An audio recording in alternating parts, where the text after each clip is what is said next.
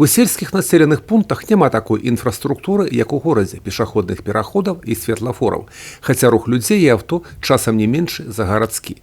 І тут трэба быць дысцыплінаванымі, да бяды недалёка. Пра гэта сведчыць і статыстыка. Усяго з пачатку года на тэрыторыі вобласці ўжо адбылося 69 дарожна-транспартных здарэнняў, у якіх 7 чалавек загінулі, 73 атрымалі траўмы рознай ступені цяжкасці.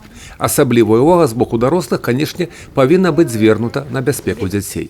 Сначала идти по пешеходному переходу. Нельзя перебегать дорогу, где нету пешеходного перехода, потому что машины могут выехать и нечаянно сбить. Совершенно верно. А ты знаешь, что надо убеждаться еще в безопасности? Да, нужно, когда переходишь пешеходный переход, посмотреть по сторонам. Молодец. Налево, направо убедилась, что нет нету машин. Совершенно Тогда верно. можно Ты идти. умница. В каком классе учишься? В 5. Як нам падалося, крыху больш дысцыплінаваныя ў сельскай мясцовасці і дарослыя ўдзельнікі дарожнага руху. Я исполняю правила дорожного движения. Перехожу по пешеходным дорогам, по зебре, пешеходным переходам.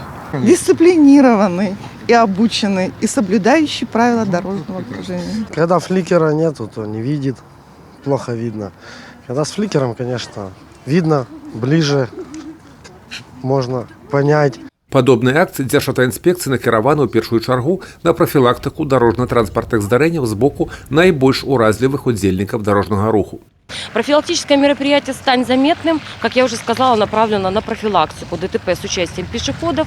Сегодняшнее мероприятие мы нацелили на то, чтобы напомнить пешеходам, как правильно переходить в проезжую часть, напомнить про их обязанности в том, чтобы необходимо убеждаться в безопасности перехода перед пересечением дороги. Ну и, конечно же, в темное время суток каждый пешеход обязан использовать световращающий элемент, двигаясь по краю проезжей части, либо пересекая проезжую часть. Акрамя прафілактычных размоў былі і флікеры і падарунак ад супрацоўнікаў ДАІ. Юрый Печур, Роман Філюціш, тэлерадыёкампанія «Брэст».